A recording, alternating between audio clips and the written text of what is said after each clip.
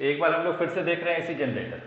तो AC generator और AC dynamo, AC generator का नाम एसी डायनेमो भी है, जनरेटर और डायनेमो एक ही चीज हो गया।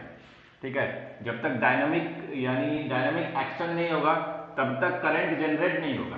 तो डायनामिक एक्शन है, यहाँ पे डायनामिक एक्शन किसका है, सबसे इंपॉर्टेंट बात, यहाँ पे डायनामिक एक्शन इस कॉइल का है, ये कॉइल घूम रहा है। अगर ये कॉइल नहीं घूमेगा, मैग्नेटिक फील्ड आ रहा है लेकिन कोई करंट नहीं पाएगा इस कॉइल में।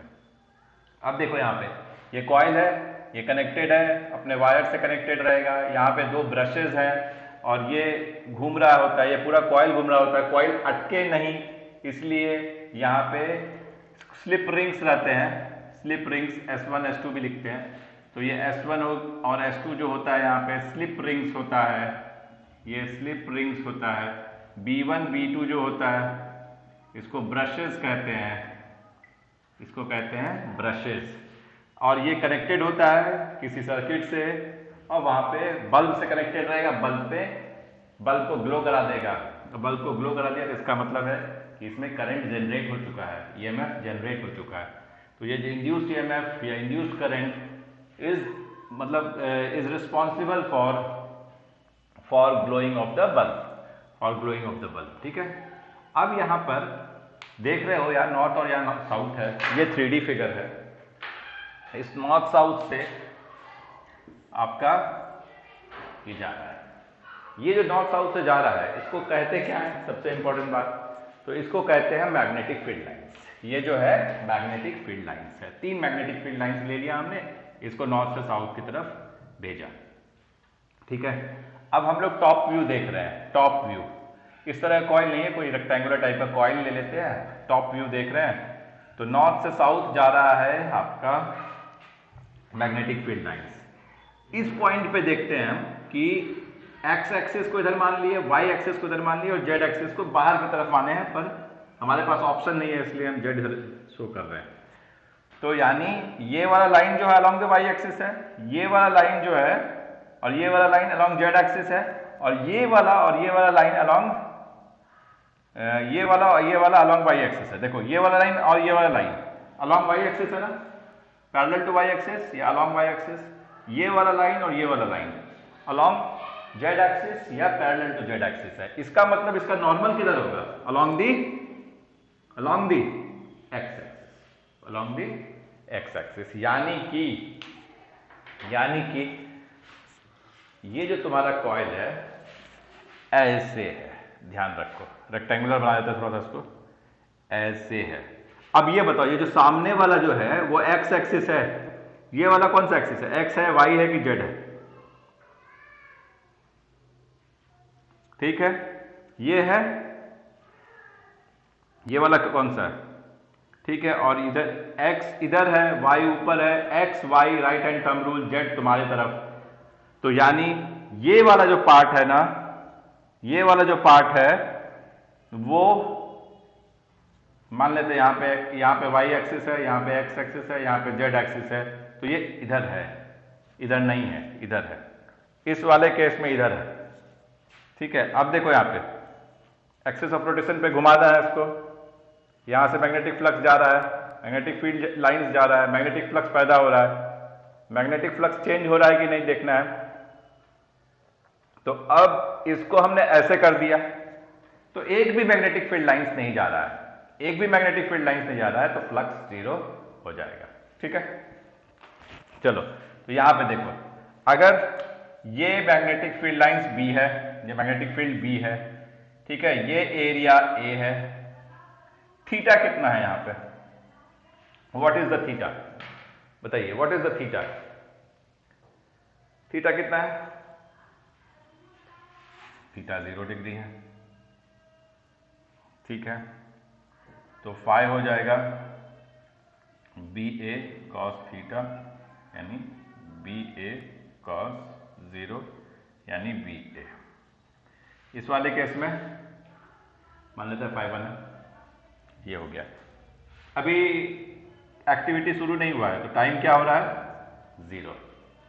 अब यहां पे आओ, ये घूम गया, ये घूम गया तो थीटा 0 था।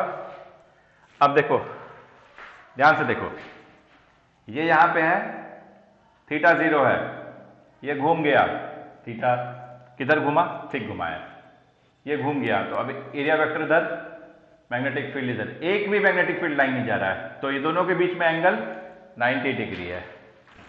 यहां पे आ जाओ सेकंड वाले केस में, एंगल है 90 डिग्री। चलो फाई 2, इस केस में सेकंड केस में फाई 2 निकालो, B A cos 90 degree, that means it is 0। तो फाई 1 से फाई 2 में फ्लक्स चेंज हुआ, यानी ईएमएफ इंड्यूस होगा। ठीक, यहां तक क्लियर है आप लोग को? चलो अब यहां पे आओ, ये ऐसे हो गया, अब ये ऐसे घूम रहा है, ये ऐसे घूम रहा है, तो अब मैग्नेटिक फील्ड तो आगे और एरिया वेक्टर पीछे, बी और ए के बीच का एंगल 180 डिग्री, तो थीटा बराबर 180 डिग्री, 180 डिग्री। ठीक है, वो वाला केस बनाने से पहले हम देखते हैं यहां पे टाइम पीरियड क्या है। ध्यान से देखो, ये ऐसा है, ये ऐसा हुआ, फिर ये ऐसा हुआ, फिर ये ऐसा हुआ, ठीक है, और फिर ये ऐसा हुआ। इसको हम एक साइकिल कहते हैं। क्या कहते हैं इसको? एक साइकिल। ठीक है, तो यानी फिर से शुरू करते हैं, जहां थे वहीं पे आना है। ये मेरा राइट हैंड है, ये मेरा लेफ्ट हैंड है, ऐसे हुआ, ऐसे हुआ, ऐसे, देखो फंसा ना, यही वाला फंसता है वहां पे, इसलिए ब्रश और स्लिप रिंग करते हैं। ठीक है, ऐसे हुआ, ऐसे, मेरा हाथ जहां था वहीं पे आया ना, आया, एक साइकिल कंप्लीट हुआ। फिर से देखो, ये और ये कितना साइकिल कंप्लीट हुआ? एक या आधा? बोलो, हाफ हुआ। ये कितना हुआ? यहां था, ये कितना हुआ? 1/4 हुआ। तो अगर ये समझ गए हो तो यहां पे small t is equals to t/4 लिख दो, ये 1/4 साइकिल हो गया, और यहां पे थीटा 90 डिग्री होगा। ठीक है, अब t इक्वल्स टू t/2, ये हो गया आपका हाफ साइकिल। अब इसके लिए फाई 3 निकाल दो भाई, phi 3 B A cos 180 degree is equals to minus B, minus B, minus B ए।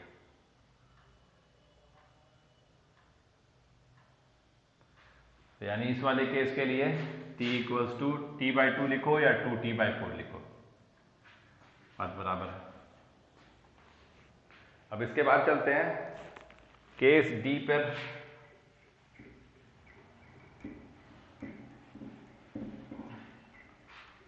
ठीक है, तो तुम लोग इमेजिन कर लियो, तो आगे केस डी केस ई बनाने का जरूरत नहीं है, हम डायरेक्ट लिख देते हैं। Case D theta is equals to 270 degree आएगा यहाँ पे, और टाइम जो है वो 3t/4 आ जाएगा। ठीक है ना, यहाँ निकलेगा फाई 4, और फाई 4 हो जाएगा B A cos 270 degree, cos 270 भी 0 होता है।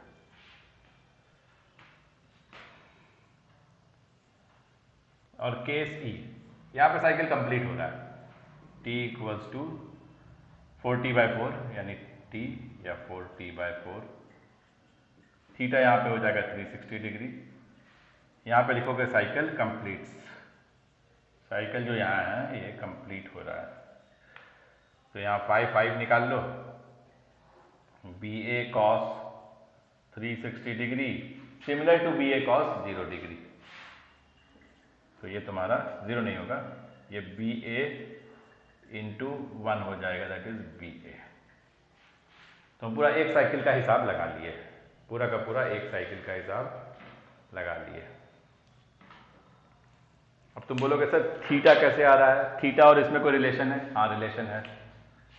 जैसे यहाँ पे थीटा 90 डिग्री है, 90 डिग्री का मतलब π/2, और आपको पता है थीटा होता है ओमेगा टी, और ओमेगा होता है 2π/T, और t यहाँ पे t/4 है, कैंसिल कराओ, π/2 आ गया, यहाँ से π/2 आ रहा है। यहाँ पे देखो theta is equals to omega T 2π/T into small T कितना हो जाएगा 2t/4, ये कट गया, टी कट गया, पाई आ गया। ठीक है ना।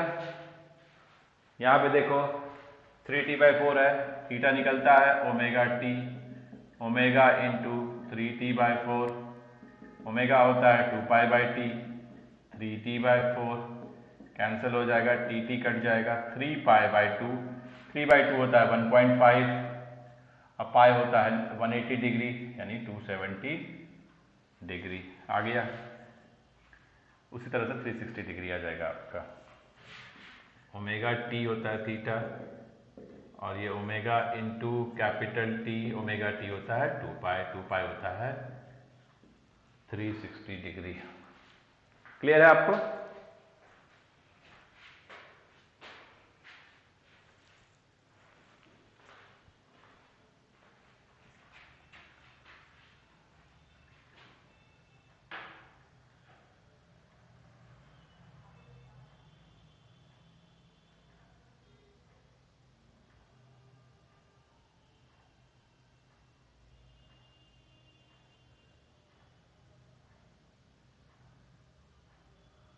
क्लियर है?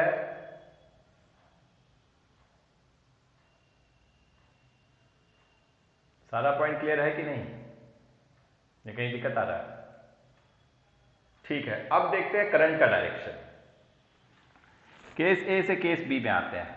केस ए में क्या था, कुछ इस तरह का था और ये आपका ए बी इधर था, ठीक है। और जैसे ये ऐसे मूव किया, कौन मूव कर रहा है? ए बी तो मूव नहीं कर रहा ना, ए बी तो ऐसे ही है, ये मूव कर गया मान लेते हैं। वैसे तो ये मूव करेगा एक्सिस ऑफ रोटेशन, ठीक है, ये मूव कर गया। तो ये जो मूव कर रहा है तो मैग्नेटिक फ्लक्स इंक्रीज हो रहा है या डिक्रीज हो रहा है इस केस में?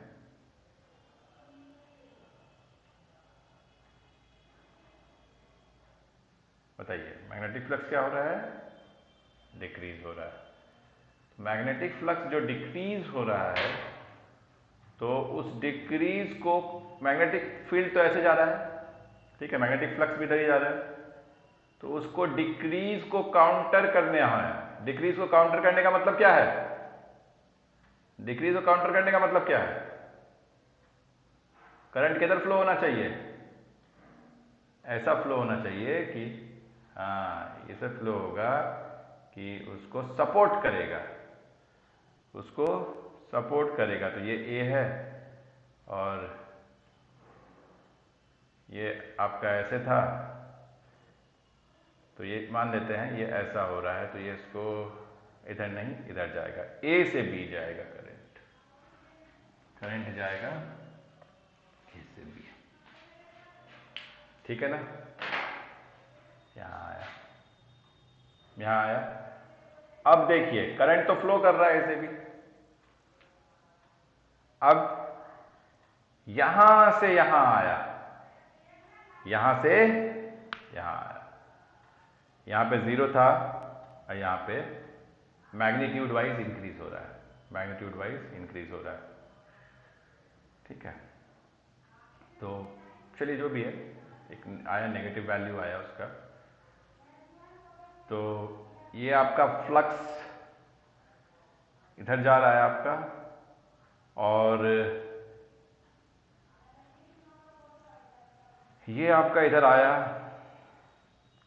और यहाँ पे आपका जब ऐसे था, जब ऐसे था यहाँ पे, तो ये आपका करंट जा रहा था नीचे की तरफ, ठीक है, ये इधर आया, नीचे की तरफ ही जा रहा है, और ये इधर आया, ये इधर आया। अब जो करंट है नीचे की तरफ है, क्या देखते हैं, इधर है फ्लक्स नेगेटिव है, तो अब क्या होगा, आपका फ्लक्स इधर है, इधर ही सपोर्ट आपको करना है, तो इसी में करंट रिवर्स हो जाएगा, ए बी में करंट रिवर्स हो जाएगा। तो एक हाफ साइकिल में करंट पॉजिटिव था, पर नेक्स्ट हाफ साइकिल में करंट नेगेटिव हो गया, ठीक है ना। उसके बाद वैसे ही होते जाएगा, फर्स्ट हाफ साइकिल में पॉजिटिव, सेकेंड हाफ साइकिल में नेगेटिव, थर्ड हाफ साइकिल में पॉजिटिव, फोर्थ हाफ साइकिल में नेगेटिव, फिफ्थ हाफ साइकिल में पॉजिटिव, सिक्स्थ हाफ साइकिल में नेगेटिव। ये आपको समझ में आ गया? क्लियर है?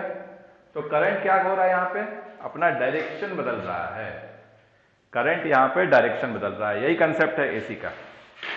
उस कंसेप्ट को हम लोग देख लिए, एसी के उस कंसेप्ट को देख लिए। अब हम लोग थोड़ा बहुत लिखेंगे एसी के बारे में, ठीक है। कुछ बेसिक नोट्स लिख लीजिए फटाफट तेजी से।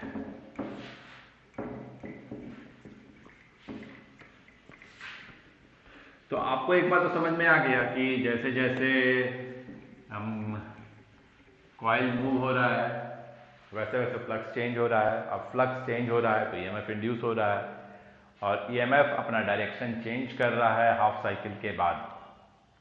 तो ईएमएफ अपना डायरेक्शन चेंज कर रहा है हाफ साइकिल के बाद, इसका मतलब करंट अपना डायरेक्शन चेंज कर रहा है हाफ साइकिल के बाद, ठीक है। तो एसी जनरेटर है क्या? इट इज अ डिवाइस, लिखिए, it is a device, it is a device which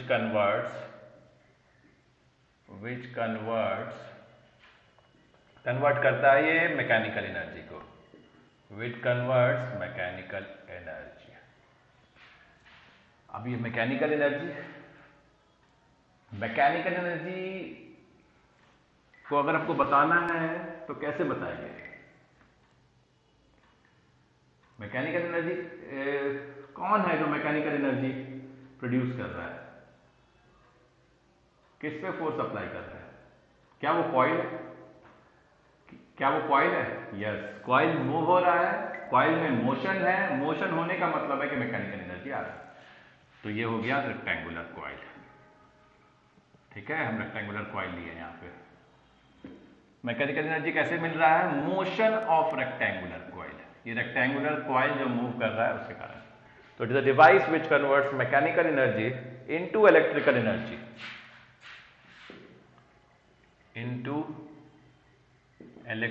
energy, अब ये इलेक्ट्रिकल एनर्जी, इसको कैसे बताओगे? बड़ा सिंपल है, इंड्यूस ईएमएफ, ये वाला ग्राफ, ठीक है, टाइम, वोल्टेज, करंट इंड्यूस, ये वाला ग्राफ, आई और टी, यही ना बता रहा है? यही तो करंट और आपका ईएमएफ के बारे में बता रहा है। वोल्टेज क्या प्रोड्यूस हो रहा है? वोल्टेज इलेक्ट्रिकल एनर्जी का पार्ट है, करंट इलेक्ट्रिकल एनर्जी का पार्ट है। तो it is a device which converts mechanical energy into electrical energy in the form of, किस तरह का फॉर्म है? डायरेक्ट करंट या अल्टरनेटिंग करंट? सीधा सीधा आंसर है अल्टरनेटिंग करंट। अल्टरनेटिंग करंट, कोई दिक्कत नहीं है बताने में, अल्टरनेटिंग करंट। अब इसका 3 पार्ट होता है, ठीक है, फटाफट 3 पार्ट्स लिख लो। पहला पार्ट है आर्मेचर, नहीं मैग्नेट। पहला पार्ट है मैग्नेट, दूसरा पार्ट है आर्मेचर, तीसरा पार्ट है ब्रशेस, ठीक है। इसका नोट्स आप लोग बना लेना अच्छे से, मैं बेसिकली आपको बता देता हूँ। मैग्नेट किस किस तरह का हो सकता है? बहुत तरह का हो सकता है। परमानेंट मैग्नेट या टेम्पररी मैग्नेट,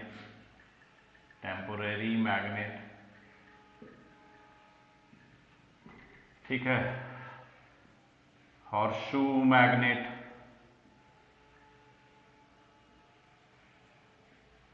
बार मैग्नेट,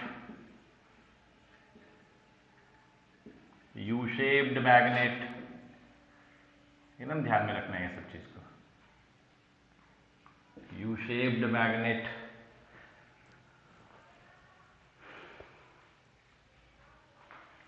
अब मैग्नेट में क्या होता है? पोल्स फेस ईच अदर, एक दूसरे के सामने रहता है।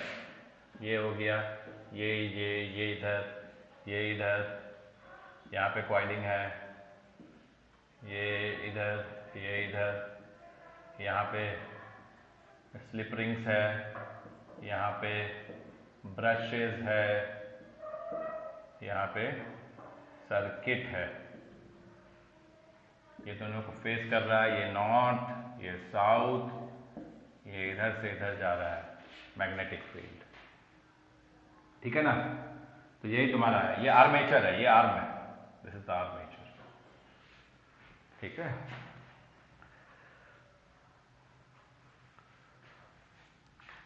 तो पोल्स फेस ईच अदर, एक दूसरे को फेस करता है पोल्स। फिर आ जाओ आर्मेचर पे। आर्मेचर क्या है भाई? आर्मेचर है coil wound over soft iron core. वो जो रेक्टेंगुलर कॉइल है या सर्कुलर कॉइल है उसको वाइंडिंग करते हैं ना।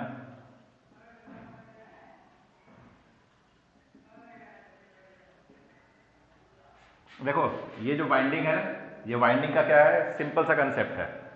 ये जो कॉइल वाइंड किए हैं, तुमने कभी देखा है धागा को रील में बंधे हुए? घर पे देखा है क्या? जरूर देखा होगा। तो जिस हिसाब से देखो कितने अच्छे से बंधा होता है, एक सर्कल से दूसरे सर्कल के बीच में कोई गैप नहीं होता है, वैसे ही वाइंडिंग बनाते हैं। कोई सा भी तार उठा लो, मोटा तार, पतला तार, ठीक है ना, एकदम उसको क्लोज रखना है, एक सर्कल को दूसरे सर्कल से एकदम अटैच रखना है, क्लोज रखना है। तो coil wound over soft iron core, ये हो गया आर्मेचर के केस में। अब इसमें क्या होता है, एक्सिस ऑफ रोटेशन जो है, ये एक्सिस ऑफ रोटेशन जो है, ये एक्सिस ऑफ रोटेशन है, ये है एक्सिस ऑफ रोटेशन, ये है axis of rotation, axis of rotation, axis of rotation.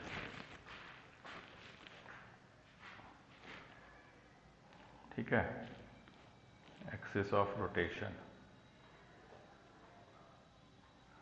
अभी जैसे मान लेते हैं ये है एक्सिस ऑफ रोटेशन, ये मैग्नेटिक फील्ड। अब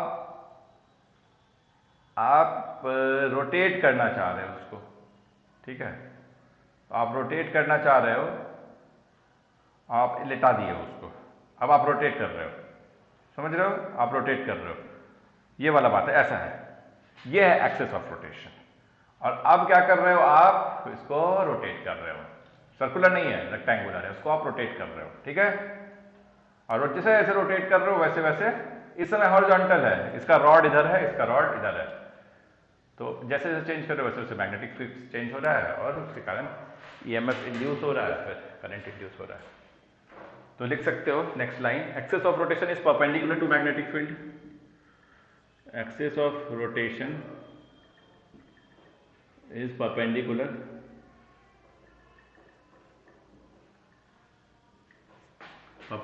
टू मैग्नेटिक फील्ड, ठीक है ना। तो ये तुम्हारा हो गया आर्मेचर के केस में। और आर्मेचर में क्या क्या लगा होता है भाई, ये किससे कनेक्टेड होता है,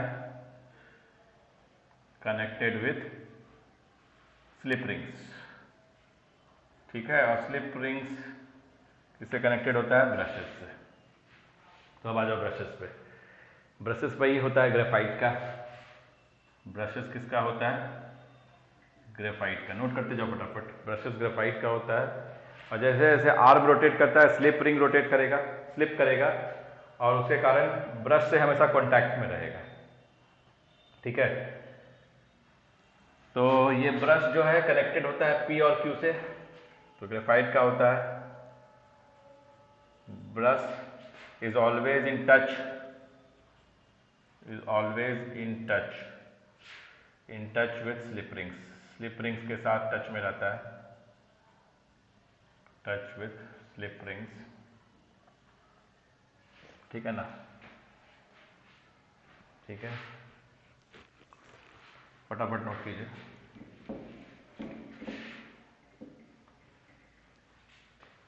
और उसके बाद brushes is always in touch with slip rings, फिर brushes are attached to P and Q, P and Q are connected to external circuit.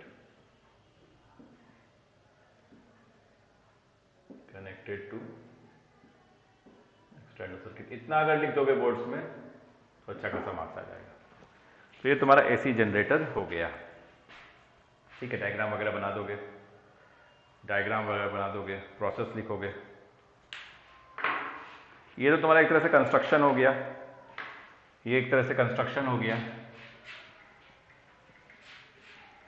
Working अगर लिखना हो तो कैसे लिखोगे? वर्किंग में क्या हो रहा है भाई? वर्किंग में क्या हो रहा है? पहला प्रोसेस है चेंज इन मैग्नेटिक, ऐसे रोटेशन ऑफ कॉइल। पहला क्या है? Rotation of coil.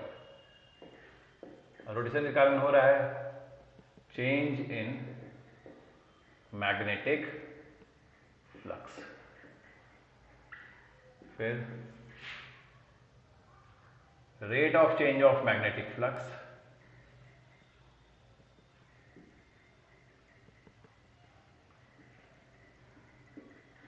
Gives, rate of change of magnetic flux क्या देता है बच्चों? बताओ तो क्या देता है? Induced EMF. क्या देता है? Induced EMF. ठीक है, और इंड्यूस्ड ईएमएफ से ध्यान रखो, induced EMF is used to calculate, क्या कैलकुलेट करेंगे? Induced current. ठीक है, देखते जाओ फटाफट। अब ये इंड्यूस्ड करंट किस किस टाइप का होगा? अभी हमने कैलकुलेट किया हुआ है, बताओ ऋषि। इंस्टेंटेनियस, पहले तो ग्राफ से इंस्टेंटेनियस करंट निकाल लोगे, दूसरा फिर एवरेज करंट भी निकालते हैं। ये किसके लिए होगा? वेरियस साइकिल्स के लिए। देखो ये वाला पार्ट समझ में आया तुम लोग को? जल्दी जल्दी जा रहा हूं मैं, एक बार ध्यान से देख लो। थोड़ा आज क्लास लेंदी रहेगा,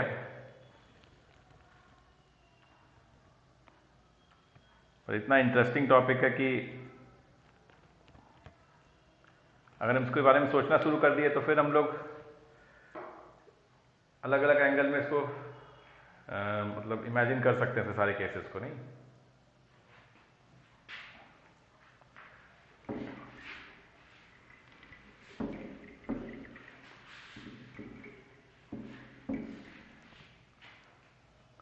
देखिए बहुत इजी है समझना।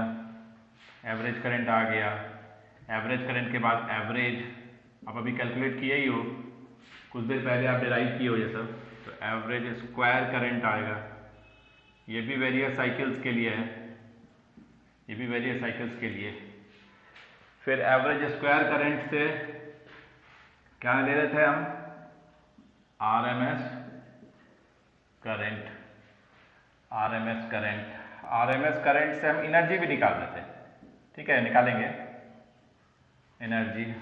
एनर्जी के लिए जो फॉर्मूला है वो हो जाएगा U equals to I R M S square R T. देखते जाओ, फिर से बताता हूं मैं। रोटेशन ऑफ कॉइल का मतलब क्या हो गया? थीटा। थीटा क्या होता है? Omega T. Change in magnetic flux, change in magnetic flux क्या हो जाएगा? Phi, D phi, delta phi. ठीक है, तो डेल्टा फाई हो जाएगा, थीटा चेंज हो रहा है, जो भी है फाई क्या हो जाएगा? बी ए कॉस थीटा लग गया यहां पे, और यहां से डेल्टा फाई निकाल लो, डेल्टा फाई ब्रैकेट में रख दो, delta B A cos theta हो गया। अब rate of change of magnetic flux यानी D phi by D T with a minus sign gives induced EMF minus D phi by D T कर लेना calculate, phi तुमको ऊपर पता ही है। अब ये rate of change of magnetic flux है, यहाँ पे induced EMF minus D phi by D T. Induced current कैसे आएगा, डिवाइड करना होगा रेजिस्टेंस से, आ गया। इंस्टेंटेनियस करंट कहां से आएगा, I equals to I naught sine omega T.